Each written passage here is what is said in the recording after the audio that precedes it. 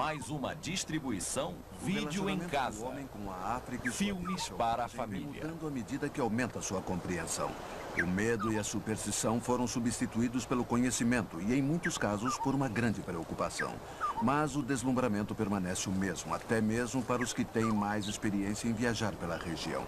Grande parte está agora ocupada por cidades e pela agricultura, mas ainda existem territórios em que a antiga África continua sendo preservada, selvagem e livre das pressões do homem. Um desses lugares é o Botsuana, ao sudoeste do continente. Água, a essência da vida. A seiva vital do Botsuana flui pelo rio Okavango. Ele nasce em Angola, país vizinho, e irriga o magnífico delta do Okavango para desaparecer nas areias crestadas do deserto de Kalahari. Perto de suas margens, o suprimento de água é relativamente abundante, porém, mais além, a vida depende das chuvas. Versão brasileira, Dubla Mix, Botsuana Rio. é um país com uma longa estação seca, o que se reflete nas plantas que se adaptaram ao deserto e no comportamento dos animais que habitam a região. O delicado equilíbrio da natureza africana baseia-se na água. Os animais e as plantas sobrevivem apenas devido à sua capacidade de se adaptar aos ciclos de seca e abundância. Os pássaros têm mais mobilidade para migrar em busca da água, mas alguns deles se desenvolverão em ambientes secos se conseguirem se ambientar.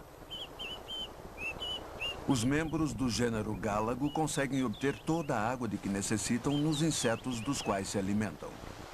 Nos longos períodos de seca, eles podem sobreviver com a resina encontrada nas acácias. Seu vizinho, o porco-espinho de crista, cujos espinhos o protegem do calor e de seus inimigos, é vegetariano e se nutre da umidade das plantas bulbosas e das raízes que escava. A raposa de orelhas de morcego expele calor através de suas imensas orelhas bem irrigadas de sangue. O almíscar se protege do calor escondendo-se nas sombras durante o dia. Cada animal possui sua própria forma de lidar com o calor e a seca. O texugo de mel é um animal notívago, mas como sua dieta inclui quase tudo, ele também sai à caça de dia em busca de outros animais. Toda a vida animal africana é um quebra-cabeças em que cada espécie se encaixa perfeitamente no todo formado pela natureza e pelos animais. A avestruz adulta, por exemplo, tem poucos inimigos naturais, mas as matas abrigam um caçador de ovos insaciável, o mangusto listrado.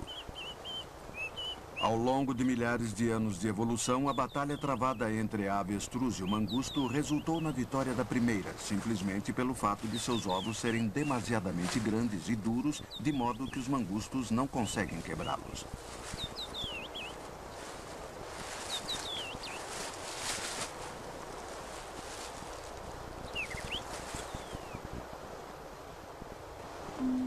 Sua capacidade de sobreviver alimentando-se de pequenas sementes e seu permanente estado de alerta em relação ao perigo tornaram a avestruz um animal perfeitamente adaptável à vida nas planícies.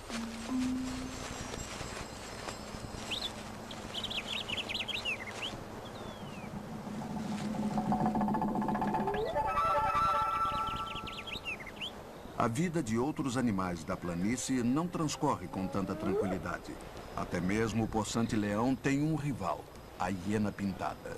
Tornou-se ultrapassada a noção de que as hienas não passam de covardes animais de carniça, pois tornou-se evidente que elas são perfeitamente capazes de matar outros animais sozinhas e até mesmo de roubar presas dos leões. Os leopardos as encaram com indiferença. Eles costumam guardar suas presas no alto das árvores, onde elas não conseguem alcançá-las. Embora sejam consideradas atualmente como predadores eficientes, as hienas continuam a ser animais de carniça, dependendo da oportunidade.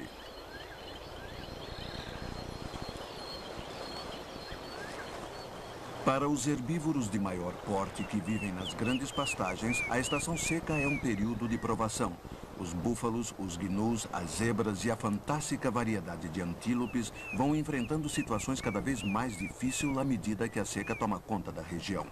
O mais espantoso é que a maioria consegue se manter aparentemente saudável, mesmo com a escassez de água. O gnu e a zebra podem partilhar a mesma área do território com os bonteboks e outros antílopes. Como suas exigências em matéria de comida são totalmente diversas, eles vivem juntos sem problemas. Os elãs também se enquadram neste contexto. Eles têm outra coisa em comum além da questão alimentar: a necessidade de água.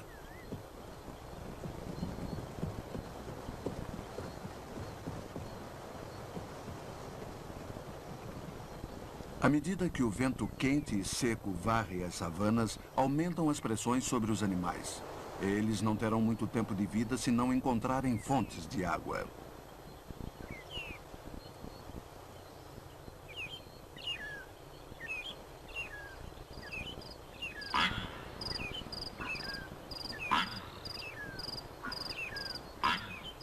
Existe água nas matas e as manadas sabem onde encontrá-la. Aqui, onde sua movimentação não é limitada pelas cercas, elas vagueiam livremente pelas trilhas que vêm usando há séculos. Aos poucos, suas incursões levam-nas para mais perto de seus tradicionais poços. As girafas se elevam acima de outros animais como verdadeiras torres. O matiz dourado dos pelos do impala servem como camuflagem na paisagem ressequida.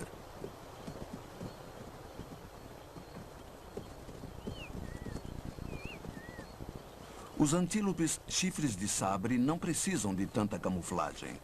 Seus chifres são poderosas armas de defesa, bem como adornos que os machos ostentam diante de seus rivais e possíveis parceiras.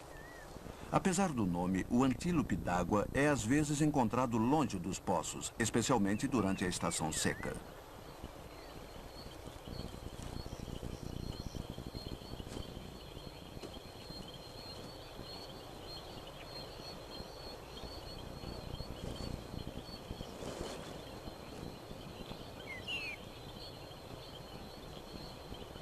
Mas o mais impressionante de todos os animais é o elefante. É também o que tem maior necessidade de liberdade. Quando livre de cercas e pressões, ele é um preservador natural do ambiente, afastando-se das áreas que devastou e retornando a elas apenas depois que a vegetação tenha crescido novamente. Mas, se privados dessa liberdade, eles podem se tornar extremamente destrutivos, alimentando-se ininterruptamente nas mesmas áreas, sem permitir que a vegetação se recupere. Esses elefantes vivem livres e a paisagem que eles parecem ter devastado logo voltará a florescer.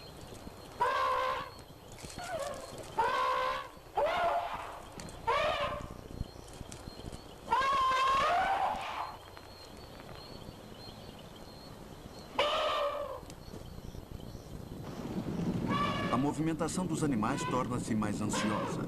A pressão da seca impele os búfalos em direção à água.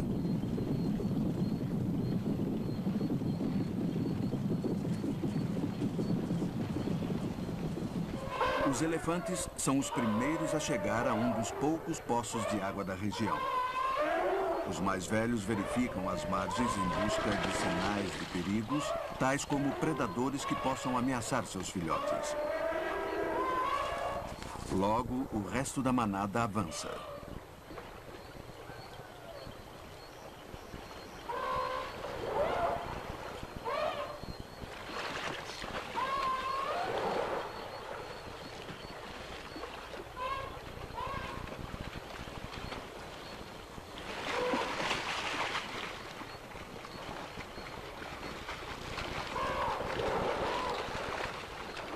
Depois de beber, o grupo se entrega ao prazer de se banhar e chafurdar no lodo.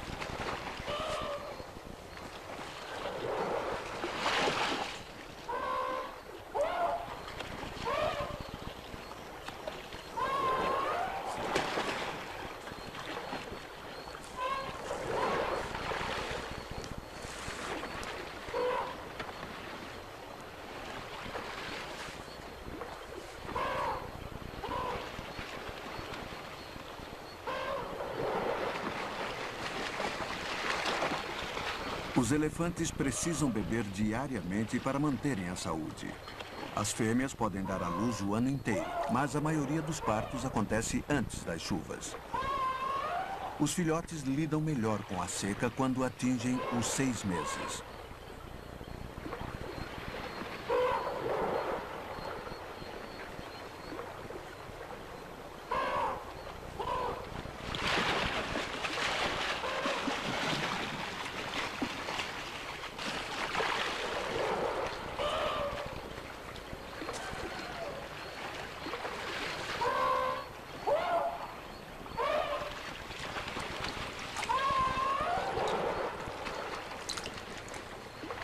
Para os filhotes, o banho também é hora de brincadeira, assim como acontece com tantas espécies, inclusive a dos seres humanos. Chafurdar no lodo mantém a pele flexível e livre de parasitos. Se privados dos banhos regulares, os elefantes podem sofrer problemas de pele que lhes afetarão a saúde.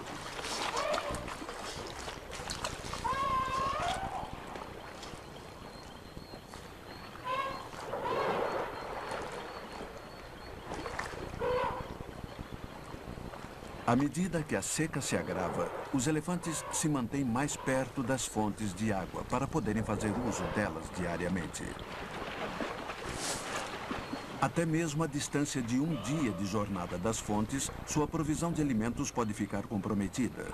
Existe o perigo da inanição, mesmo se houver água, se os poços forem poucos e muito esparsos.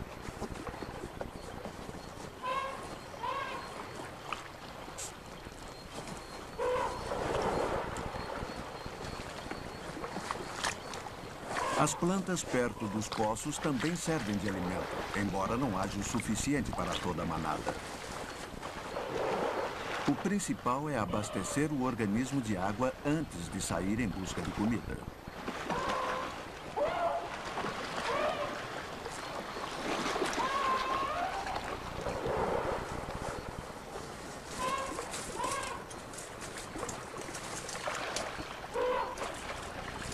Os elefantes bebem em grande quantidade diariamente, geralmente durante a tarde ou ao cair da noite.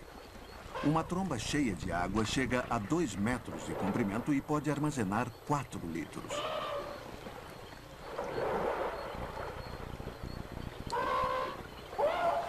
Depois da manada saciar a sede, os elefantes seguem em direção ao próximo território de alimentação. Geralmente viajam à noite para evitar o calor do dia.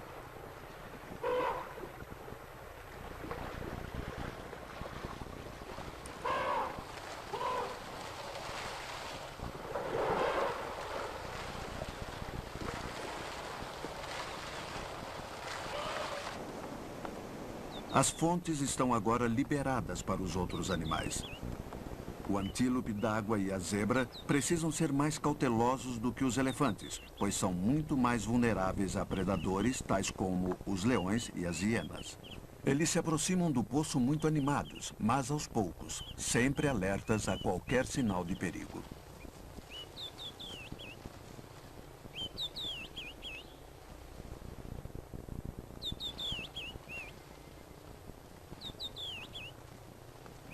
Uma manada de antílopes chifres de sabre vai se abeirando calmamente à espera de sua vez. Eles raramente se misturam com outros antílopes. Preferem esperar até que terminem de beber. Quando se torna evidente que o poço é seguro, a manada apressa o passo.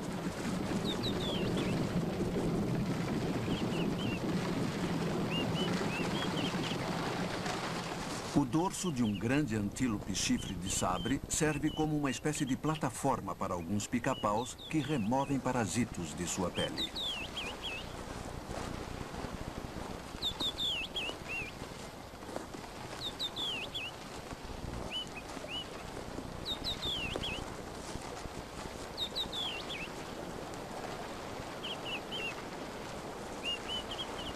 Quando a manada se aproxima da água e começa a beber, alguns se mantêm atentos, vigiando a paisagem.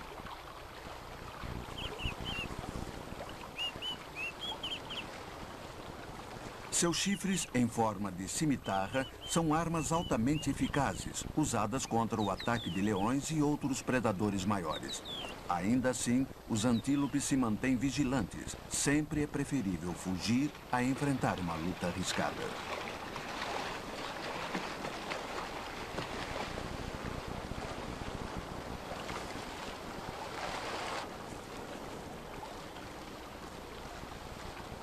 Com a chegada das girafas, a segurança dos outros animais é reforçada. De todos os animais, mesmo os que têm a visão mais apurada, a girafa é a mais capaz de detectar perigo à distância. A postura que assume para beber pode parecer deselegante, mas permite à girafa se posicionar rapidamente para qualquer movimentação. Os antílopes chifres de sabre, depois de beber o suficiente, do outro lado do poço, longe dos outros, retomam a jornada.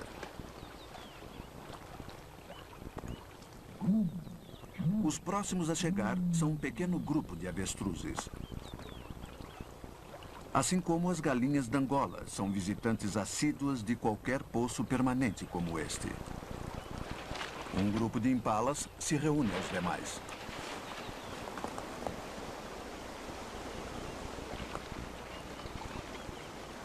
Todos os antílopes se mantêm alertas enquanto bebem, jamais se permitindo os prazeres de um banho como fazem os elefantes. Um kudu macho fica de sentinela sobre um formigueiro nas proximidades enquanto as fêmeas se aproximam do poço cobertas de pássaros.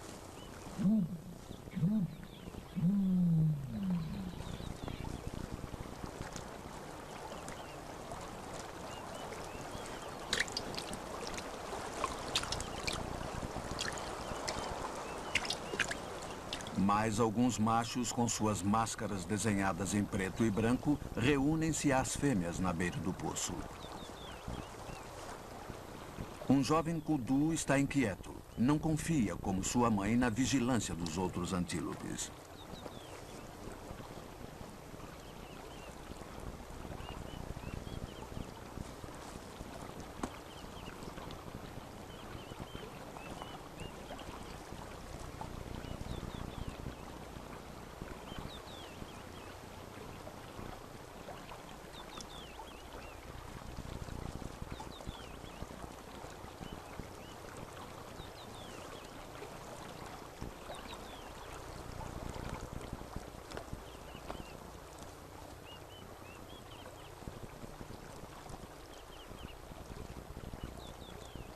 Uma das girafas mais jovens assume uma postura pouco convencional ao beber.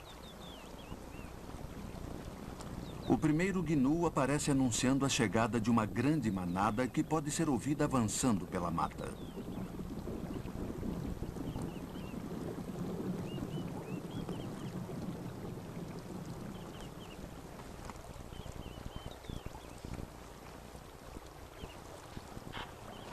A tranquilidade do poço atrai uma das espécies mais atingidas pelo perigo de extinção. Os rinocerontes brancos precisam beber pelo menos uma vez a cada 2 dias, portanto, encontram-se sempre a poucos quilômetros da água.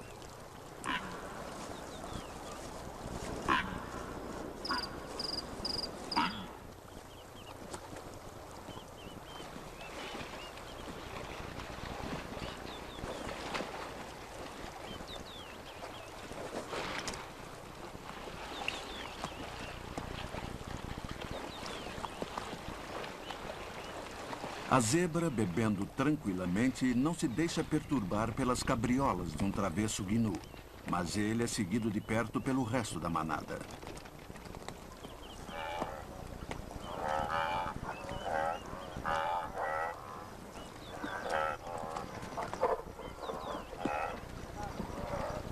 Os gnus se incomodam com as picadas de insetos, sempre mais numerosos perto da água do que em qualquer outro lugar.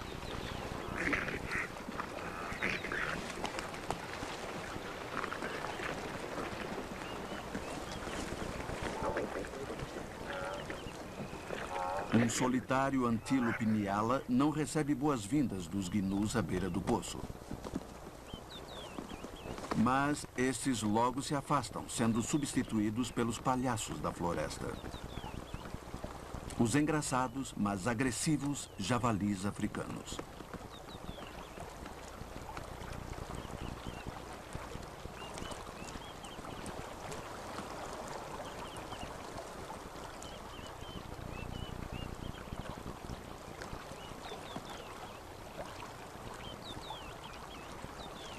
Os javalis adoram chafurdar no lodo, cobrindo-se com uma camada de lama que os refrescam depois da seca e remove parasitos quando se quebra e cai à medida que os animais avançam por entre a mata.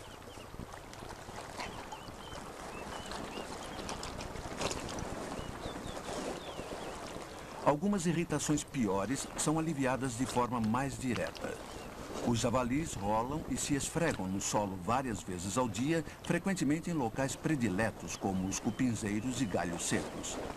Se não houver nenhum por perto, outro javali resolve o problema.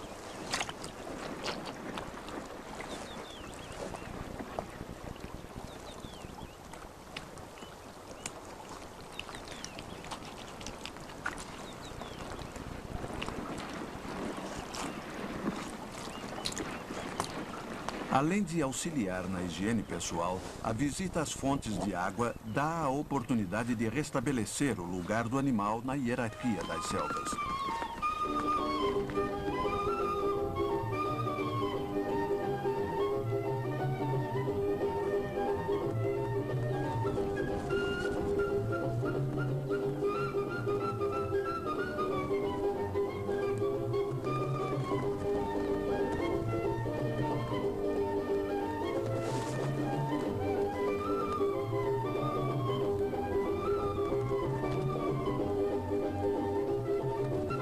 As perseguições não são meros jogos, e sim conflitos que constituem rituais importantes para confirmar o domínio do macho mais forte.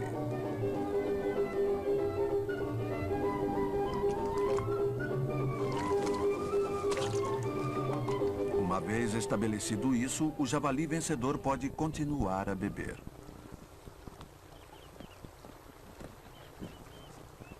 Os macacos cercopídeos se movimentam em grupos compactos, com sua própria hierarquia confusa. No poço, eles se mantêm muito atentos à presença de predadores.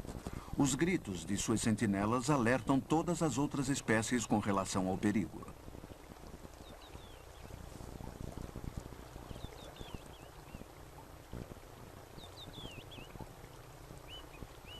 Os macacos ficam sempre perto das árvores, que lhes permite escapar imediatamente no caso de um predador se aproximar. A visão aguçada é vital para sua movimentação rápida e segura.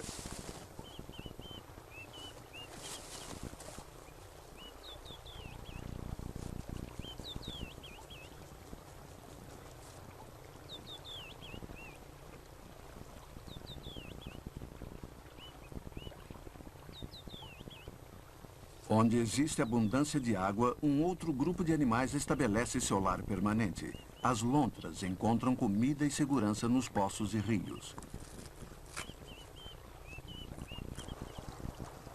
Os grandes rios e lagos da África parecem distantes do calor, da poeira e dos conflitos nas planícies. Eles transmitem um sentido peculiar de tranquilidade. Em suas margens vivem os mais serenos de todos os mamíferos de grande porte da África, os hipopótamos.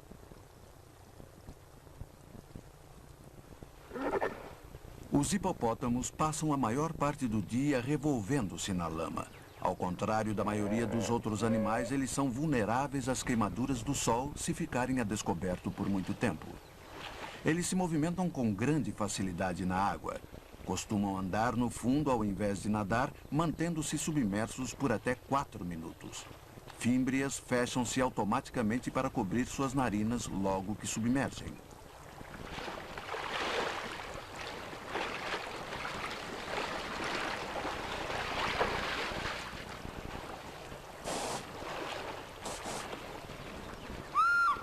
Por toda a África, onde quer que haja água, a águia pescadora pode ser encontrada caçando suas presas facilmente na superfície dos lagos. Os filhotes famintos aguardam em um ninho nas proximidades.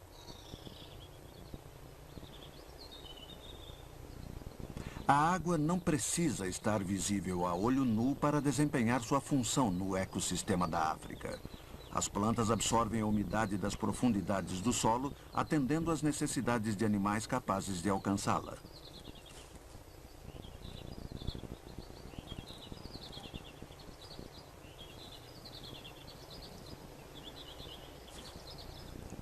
A bela nectarínia macho, com sua plumagem verde, azul e vermelha, bebe o néctar das flores. Eles não são os únicos a explorarem esta fonte de umidade e açúcar. O estorninho de asas cor de laranja bebe regularmente seus coquetéis neste bar cheio de cores. A floração de frangipanas produz um forte odor que atrai os insetos para a polinização. Os hibiscos oferecem seus estames de uma corola acetinada. Suas pétalas são marcadas com uma configuração ultravioleta invisível ao olho humano, mas vista claramente pelos insetos.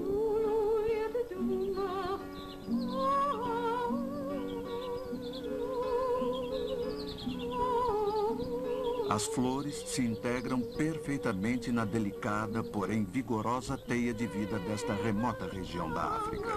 Suas cores e desenhos são estritamente práticos, bem como seus meios de sobrevivência, embora aos nossos olhos pareçam um espetáculo de beleza em sua mais pura forma.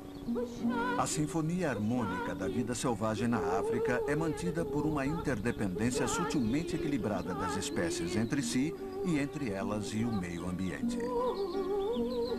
Desde os animais das regiões secas e os que habitam as águas até o caleidoscópio de flores, cada um desempenha uma função no grande conjunto deste recanto intacto do continente. O fator que todos têm em comum é a água, a essência da vida.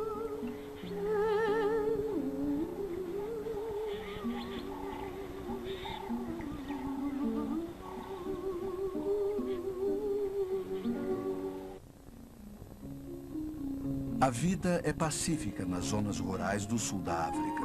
Os hábitos antigos são preservados. A tradição se mantém muito forte. Foles como este provavelmente vêm sendo usados há séculos. Mas não longe daqui existe um tipo de vida totalmente diferente.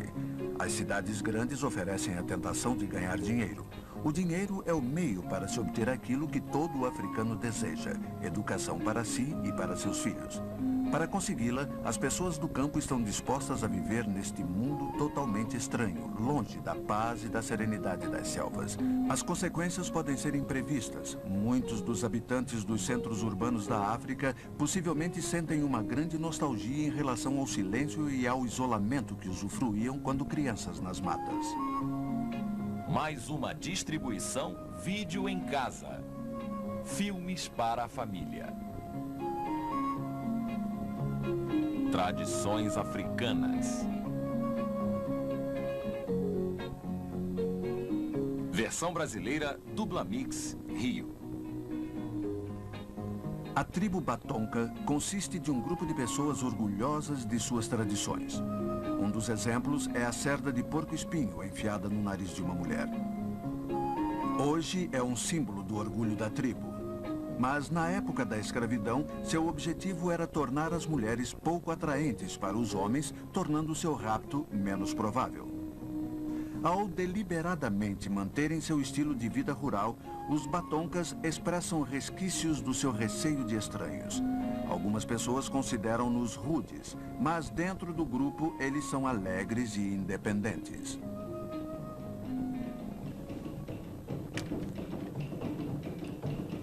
Através do vasto território da África, existe uma rica variedade de estilos de vida tradicionais, talvez mais evidente nas terras férteis ao sul do continente.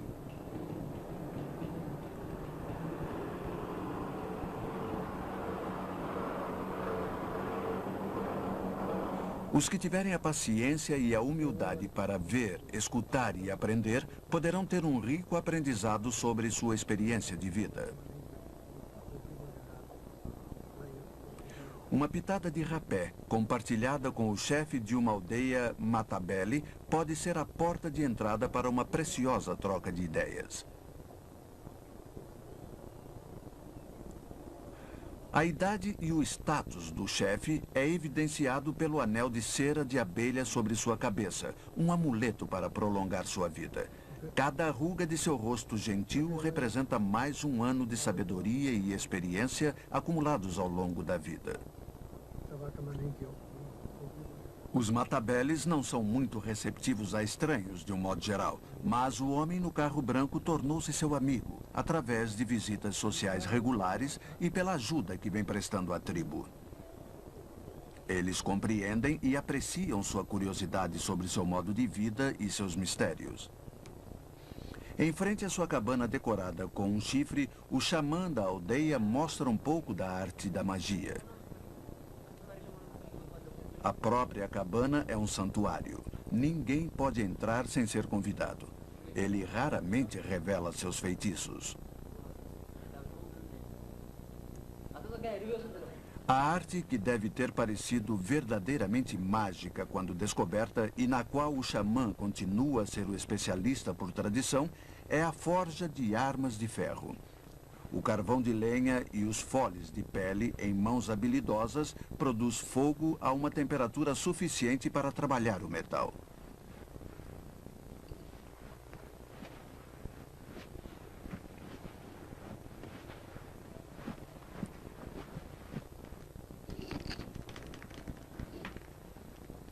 O martelo foi feito na cidade. A rejeição a métodos estrangeiros não é total, e sim seletiva.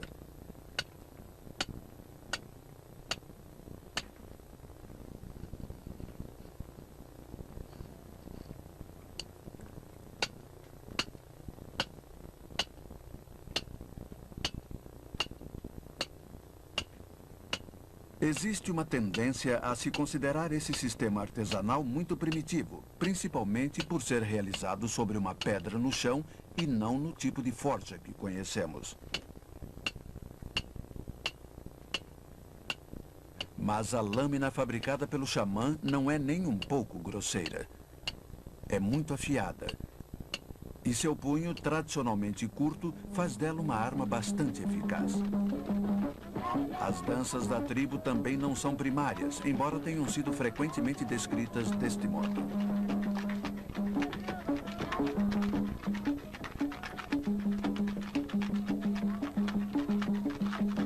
A África é o berço de belíssimos ritmos e melodias.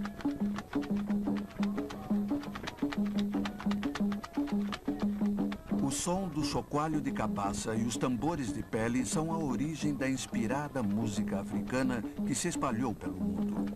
Aqui, em sua terra natal, ela produziu danças que são mais sutis e criativas do que a maioria de suas imitações europeias.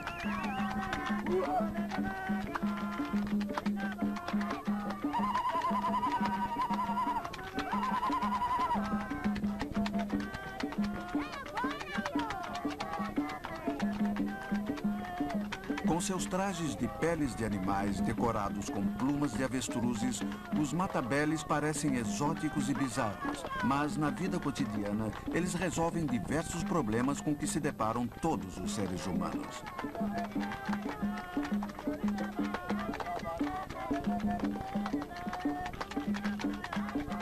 Assim como para nós, a música lhes ajuda a esquecer os problemas mais imediatos.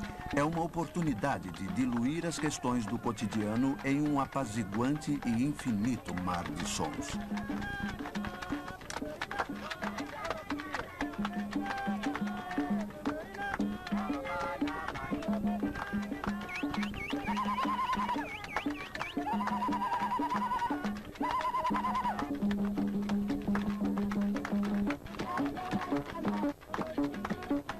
Muitas tarefas rotineiras podem ser realizadas durante a música.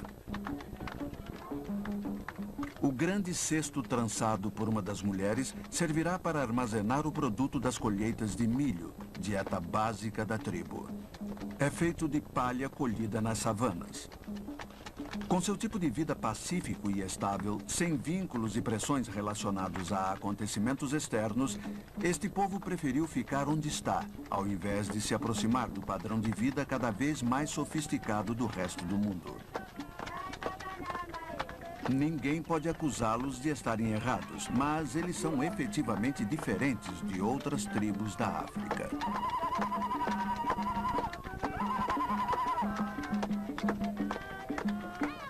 A decisão de se manterem isolados não se baseia em rusgas ou ressentimentos. Os matabeles sempre foram um povo orgulhoso e independente. Com seus cantos ainda ressoando nos ouvidos, o visitante segue adiante em busca de outra tribo, que preferiu absorver um pouco mais dos costumes do chamado mundo civilizado.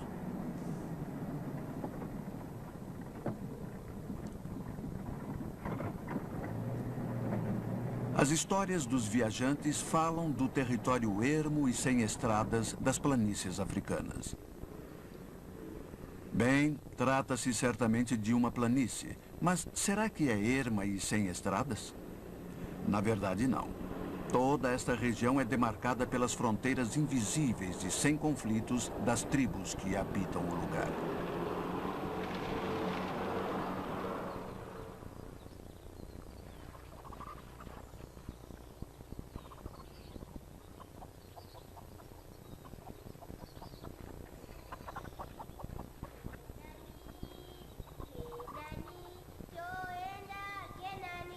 Quanto a trilhas e estradas, até as crianças sabem se orientar sem elas.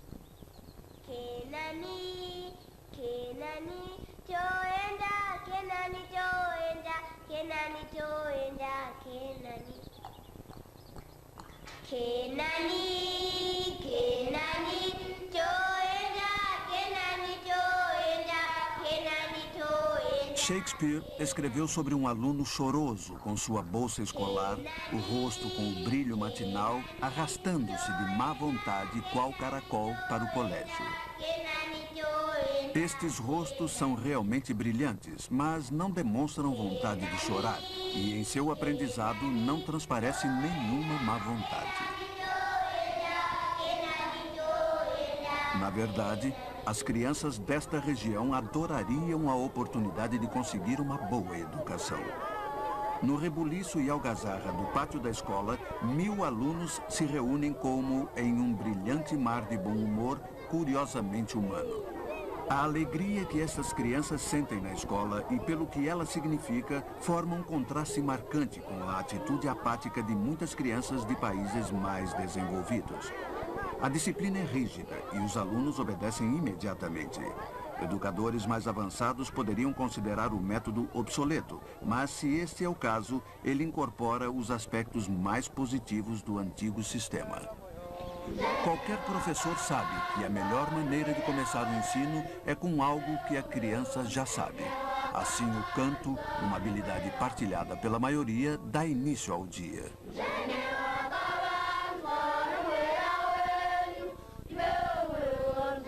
Quando termina a reunião matinal, o mestre-escola envia todas as crianças para as salas de aula, como em qualquer outra parte do mundo. Só que estas salas de aula ficam debaixo das árvores. A equipe de professores pertence às aldeias locais, embora muitos de seus membros tenham sido treinados nas cidades. Mas a familiaridade com as tradições e costumes dos alunos assegura uma excelente relação entre estes e seus mestres.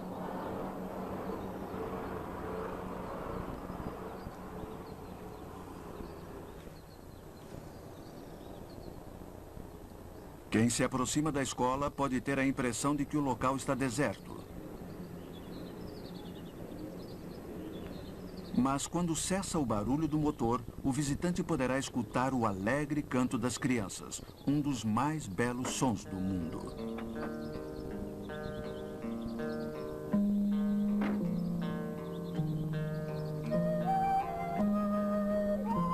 O visitante para em uma das salas de aula para ver o que os jovens africanos estão aprendendo.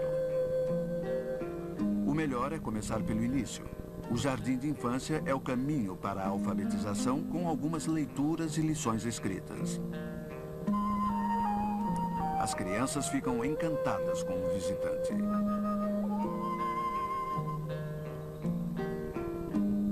Ele descobre que a primeira lição será realizada na língua natal das crianças. Quando tiverem dominado a arte mágica de colocar sons no papel para depois relê-los, estarão prontas para explorar outros idiomas. Elas utilizam o alfabeto romano para ler e escrever. Embora saibamos agora que a cultura de muitas das tribos africanas é bastante antiga, elas nunca precisaram da escrita, portanto, não existe nenhum alfabeto africano. Transcrever sons em um alfabeto que não foi projetado para descrevê-los foi um problema para os adultos que trabalharam com a nova ortografia. Mas as crianças aprendem muito rápido. Sons retirados do papel são uma espécie de mágica. O som saído de uma caixa já é coisa bem diferente. As crianças dançam ao som de músicas que elas próprias compuseram. É como estar no rádio.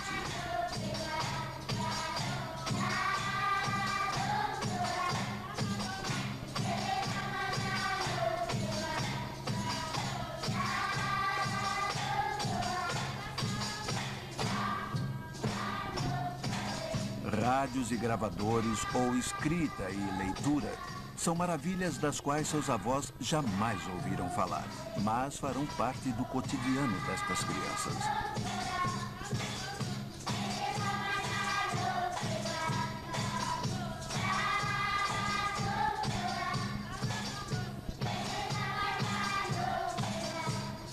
Outro aspecto da educação extremamente importante na tradição tribal é o treinamento da forma física e agilidade.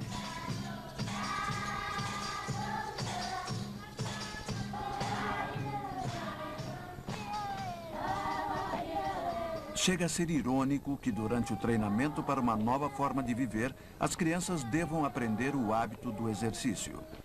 Em seu estilo de vida tradicional, que muitas jamais chegarão a conhecer, as obrigações das aldeias, nas casas e nos campos, mantêm os habitantes atléticos e saudáveis.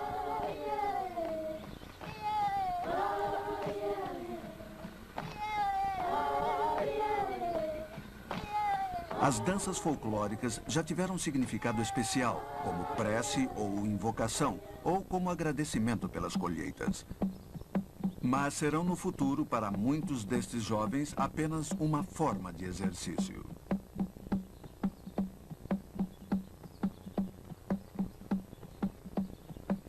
O futuro da jovem africana está mais ligado ao nosso presente do que ao seu passado. Assim como nós, ela provavelmente comprará farinha em uma loja e seu contato com a terra se limitará a umas poucas plantas de jardim. As crianças na Europa cantam: "É assim que nós debulhamos o milho, sem jamais termos visto como se faz." No futuro, os filhos destas jovens cantarão uma canção semelhante.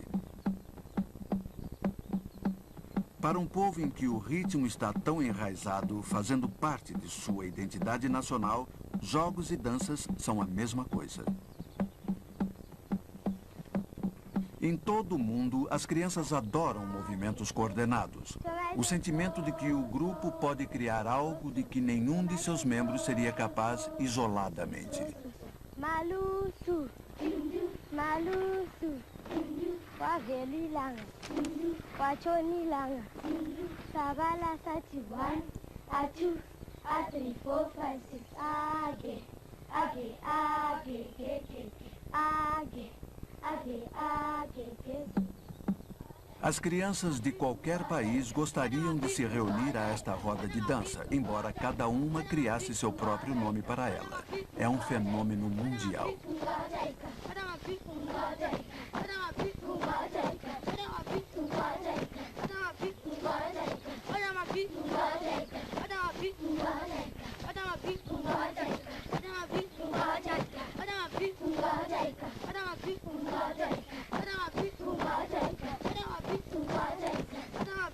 Dançar é basicamente uma expressão natural de saúde e alegria.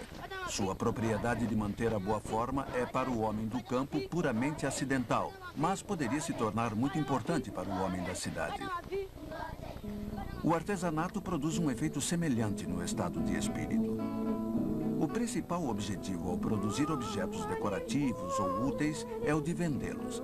Afinal, a habilidade manual das mulheres da tribo produz artigos vendáveis. Mas existe ainda um outro propósito. Fazer desenhos decorativos com cordas é um passatempo tranquilizante e curioso, além de barato e lucrativo se as pinturas forem vendidas. No campo, muitas das cores podem ser obtidas no próprio local, em plantas bulbosas e flores, outra habilidade tradicional. Na cidade, mesmo se as pinturas forem compradas, os jovens poderão aprender em uma forma de arte agradável e recreativa. Uma das coisas que as autoridades das escolas jamais perdem de vista é que muitas destas crianças do campo podem vir a passar grande parte de suas vidas na cidade. Um dos maiores presentes que a escola lhes pode dar, depois da educação básica, é um lazer agradável e lucrativo. Os materiais para muitos desses artefatos são fáceis de serem obtidos, muitos deles gratuitamente a partir de fontes naturais.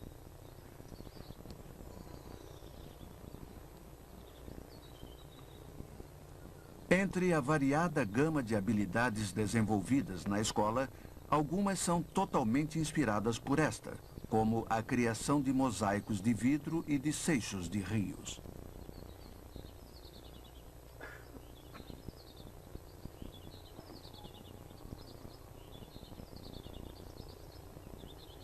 Outras são formas de arte mais tradicionais, que a escola apenas ajuda a desenvolver, mas que já existem nas aldeias. O entalhamento em madeira é uma delas. Os temas, é claro, são totalmente tradicionais. Outras formas de arte são apenas educacionais, como os mapas decorativos, ou puramente decorativas, tendo, por exemplo, um pássaro como motivo. A fabricação de vassouras, por outro lado, é estritamente funcional. Elas serão usadas em casa ou na escola, mas o artesão terá o prazer de ter criado um objeto útil. Fazer cestos é outra habilidade tradicional. Neste caso, a escola objetiva preservar uma arte que tende a desaparecer. A cerâmica africana é apreciada em todo o mundo.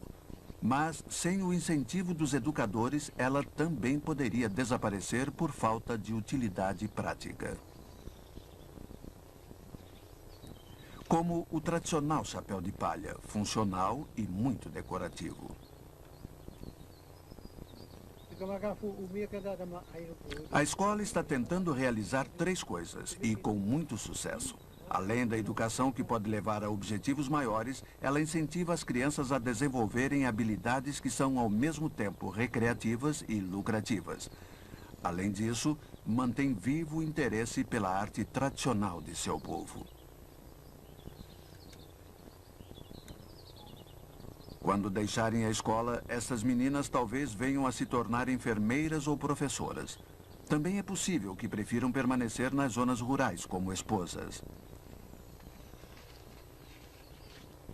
As bolsas de palha são um produto de exportação na economia escolar.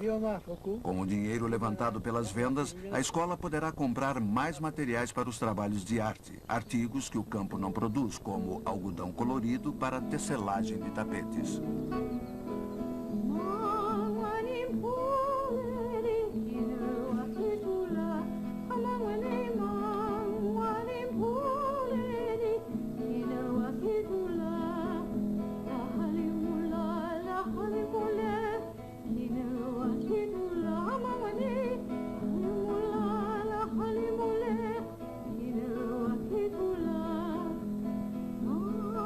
A satisfação e o prazer que as crianças sentem na escola mostra a importância que ela tem em suas vidas. Aqui, elas encontram dignidade e uma estrutura social tradicional e estável. Se não soubessem nada da cidade, seriam perfeitamente felizes. Mas a cidade mantém o seu apelo constante, com uma voz doce e tentadora, oferecendo emoções, um novo mundo e, acima de tudo, dinheiro. Coisa que as pessoas do campo jamais tiveram e da qual não necessitavam. A estrada que vai das tranquilas aldeias históricas até as grandes metrópoles é bastante longa. Para as crianças africanas, muitas das quais farão este trajeto, será como uma viagem na máquina do tempo, apesar de todo o preparo que tiveram na escola. Sentirão falta dos estáveis grupos familiares e da companhia amável de seus vizinhos, bem como da orientação dos chefes e dos mais velhos. Frequentemente, esta nova liberdade produzirá sentimentos de desorientação, bem como exigências com relação ao seu sentido de dever, às quais não estão habituadas. Muito do dinheiro que ganharem na cidade irá para o campo, a fim de financiar os estudos dos irmãos mais jovens. Frequentemente, o trabalhador das selvas de pedra desejará poder voltar para casa junto com o dinheiro, em vão. Agora é o momento em que a educação recebida nas escolas campestres poderá beneficiar uma nova geração de habitantes nas cidades da África, à medida em que lutam para manter na estranha paisagem urbana os valores perenes e as tradições de sua infância no campo.